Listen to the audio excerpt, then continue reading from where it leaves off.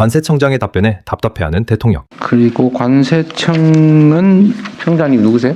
예, 네. 관청장입니다. 관세청은 요새 꽤 세인들의 관심을 받고 있어요. 예, 근데 이 관세청이 사실 수입 물품 또는 수출 물품을 일일이 통제하는 건 거의 불가능하죠, 사실. 예, 그렇습니다. 물류 비용이 굉장히 많이 물류량이 발생하기 엄청나서. 때문에. 예. 맞습니다. 그 제가 놀란 거는 저번에 얼마 전인데 동해안에 무슨 마약을 잔뜩 실은 배가 들어왔었다고. 맞습니다. 4월달에 옥계항에서 들어왔었습니다. 예. 그래서 그건 결국 뭐 잡긴 잡았는데. 미국 정보기관으로부터 정보를 아, 받았습니다. 그걸 안 받았으면 그냥 멀쩡히 왔다 갈 뻔했죠. 한국이 경유지로 추정이 됩니다. 그러겠죠. 예, 남미에서 온 남미에서. 마약입니다. 근데 왜 들렀던 거예요? 그 배가 여러 군데를 뭐 들렸습니다. 보급 때문에 그런가요? 아무래도 추적 자체를 회피하기 위해서 여러 군데를 다니는 와중에 저희들이 정보기관으로부터 정보를 입수해서 그 배에 있다라는 정보만 알았지 네. 실질적으로 그 넓은 곳 어디 있는지는 확인이 안 됐기 때문에 우리 탐지견과 또 해경이 같이 공조를 해서 그 적발을 배라고 했습니다. 찍어준 건 아닌데. 그 배를 찍어줬는데 그 어디에 있는지 아. 그래서 선실에 굉장히 복잡하게 돼가 있지 않습니까? 그래서 거기에 직접 해경과 저희 관세청 직원 그리고 탐지견 2마리가 출동해서 네. 적발을 했습니다. 지금 그 국내 마약 반입도 문제인데 요새 특송화물 무슨 우편? 예, 특송 국제편. 예. 국제편 이런 걸로 많이 온다면서요? 맞습니다. 기본적으로 여행자들도 가져오지만 이제 특송 제도 자체가 간편하게 운영이 되다 보니까 특송을 악용한 이런 부분들이 전체 부분에 차지하는 비중 자체가 그 한 41% 특송 국제편의 41% 정도 차지하기 때문에 그걸 어떻게 통제할 거냐고. 이 부분에 대한 좀 특단의 대책이 좀 필요하지 않겠느냐. 특단의 대책이 어떤 거예요? 제가 생각할 때는 기본적으로 국정상에서 공급적인 부분을 차단하는 부분이 있고 그 다음에 수요자를 차단하는 그런 부분이 저는 중요하다고 생각되고 수요 부분과 관련해서 이제 실제로 범죄자 또는 혹시나 또 호기심을 가진 이런 수요자를 막기 위해서 그 특송으로 적발된 그런 범죄자들에 대해서는 특송 제도 자체를 이용하지 못하게 한다든지 그리고 또 악성 마약 우범자에 대해서는 악성 체납자처럼 명단을 공개한다든지 그 여러 가지 네.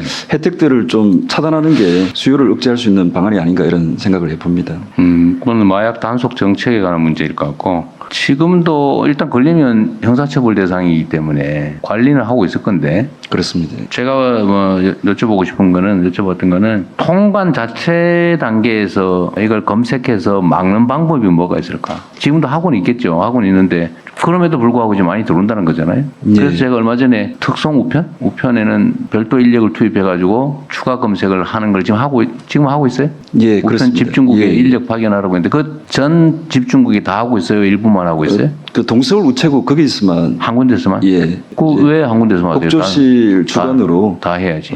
관계기관이 협의를 해서 그 우체국 이중 검사제를 우편 집중국이 20명인 그렇다면서요. 근데 그중에 하나만 하고 있단 말이에요. 아무래도 인력적인 부분들의 한계 이런 부분들이 제일 또 중요하지 않나 이런 생각이 들고요. 그러니까 그래서 하라고 했잖아요. 인력 보강이 안 됐죠. 그 부분은 지금 이제 법적 문제가 조금 있어가지고 개인 이제 화물 들어오는 건데 일단은 여기 한번 해보고요. 좀 더 늘리는 방향으로 저희가 좀 시도를 하고 있습니다. 그래서 우체국, 과기부 뭐 등등하고 협의를 좀 해나가고 있는데 뭐 그 법적 문제 조금 걸리는 게 있다 그래서 일단 그 부분만 하고 있는 건데 뭐가 법적 문제가 걸려요? 저기 관세청이 인력을 채용하고 행안부에서 인력 증원 동의해주고 예산 편성해가지고 하면 되는 거 아니에요?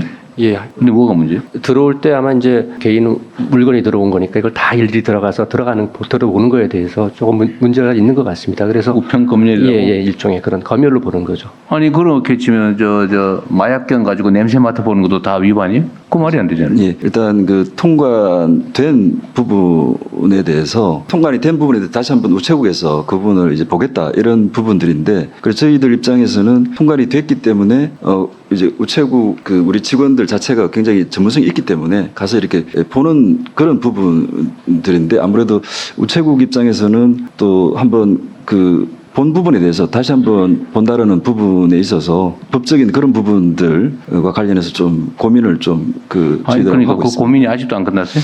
지금 내가 이 얘기한 지가 몇 달 됐는데? 지금 일단 시범 하고 있는 거고요. 예, 곧 지나면은 저희가 완벽하게도 하도록 하겠습니다. 네, 이게 지금 우편 구매나 이런 것들이 하도 많아져가지고 이게 지금 요새 입시생들이 잠 안 오는 데 쓴다고 약 사 먹고 그런다는 네, 얘기가 ADHD. 있는데 예, 향정증성 물질의 일종인데 저희들이 그래서 여러 가지 관계기관과 홍보 캠페인도 많이 하고 있고요. 그래서 이런 부분들이 좀 아니, 지금 특성으로 이제 얘기를 좀 집중해서 특성으로 들어오다 보니까 그 특성을 막아야 될 거 아니에요, 그러니까. 맞습니다. 근데 이게 우리가 뭐 우편물, 내용물 보는 것도 아니고 글자를 들여다보는 것도 아니고 이게 과연 마약이냐 아니냐를 검색하는 건 국가 권력의 정당한 행사인 것 같은데 그게 왜 그런 문제되는지 나는 상식적으로는 잘 이해가 안 되는데.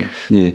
그래서 그 부분과 관련해서는 지금 일단 그 동서울 그 우체국 집중우체국에서 일단 시범적으로 운영을 하고요. 그리고 인력적인 부분들이 서로 간에 합의가 이루어지면은 또 추가해서 또 그 보충해서 확대를 할 그런 계획을 시범 운영 기간이 언제까지입니까? 올해 갑니까? 올해까지는 않고 그 말 그대로 상황을 보면서 그렇게 지금 인력이나 이런 부분도 같이 체크해가지고 늘리도록 하겠습니다. 빨리 속도를 내겠습니다. 제가 자주 말씀드리는데 인력이 없어서 필요한 일을 못 한다는 건 말이 안 됩니다. 우리가 뭐 돈이 부족한 것도 아니고 그 뭐가 문제가 돼요. 필요한 일을 하라고 국민들이 세금 내는 거고 세금 내는 걸로 국민들의 생명 안전을 지키고 더 나은 삶을 만들어 달라는 건데 세상에 마약 단속하는 검색하는데 인력이 부족해서 못한다 또는 잘 못하고 있다는 건 진짜 말이 안 돼요. 그건 총리께서도 전에 한번 얘기했던 건 합동회의 했던 거잖아요. 지연되지 않게. 하여튼 이 마약이 우리 사회에 정말 문제 같습니다.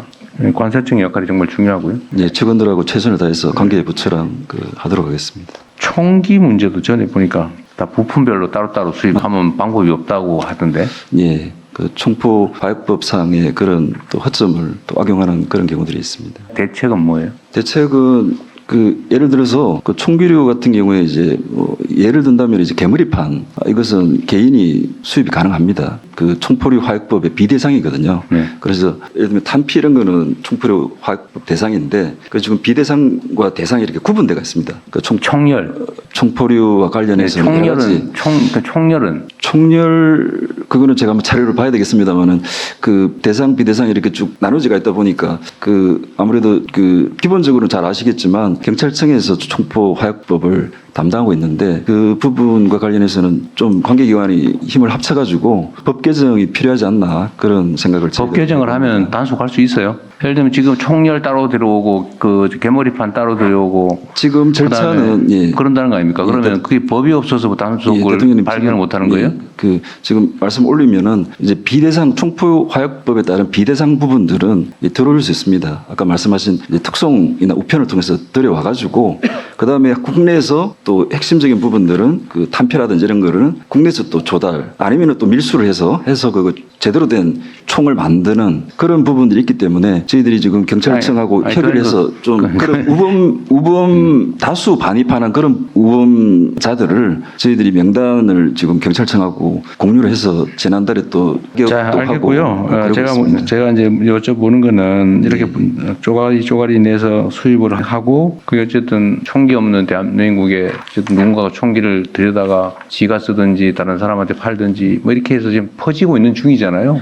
이걸 다른 기관들이 예를 들면 단속을 통해 막든지 뭐 그거는 다른 기관이 하는 거고 제가 얘기하는 관세청이 하는 일은 경계를 못 넘어게 하는 거잖아요. 맞습니다. 그 구체적인 방법이 있냐고 제가 물어본 거예요. 생각해보면 대안이 뭐냐, 어쩔 수 없는 거냐. 저희들이 그 현실적으로 지금 장비 부분들이 있는데 장비 확충을 계속해서 지금 하고 있습니다. 기본적으로는 모든 물품들 자체가 이행자, 특송, 우편 이런 부분들은 엑스레이 검색을 통해서 들어오고 있는데 그 직원들이 보는 워낙 많은 물량들이 들어오다 보니까 3초 정도밖에 평균적으로 못 봅니다. 이상적인 거는 한 7초 이상 봐야 되는데 그래서 좀 죄송한 말씀이지만 인력적인 어떤 정원 이 부분이 필수이라고 생각이 되고요. 그리고 장비 부분들도 이제 기재부나 국회를 통해서 저희들이 많이 그동안 확충을 해왔었습니다. 그래서 뭐 밀리미터 검색기라든지 이런 다양한 그 운영 탐지기라든지 이런 거를 결국에는 인력과 그 장비 확충 이 두 가지가 핵심적인 부분이다 말씀드릴 수가 있겠습니다.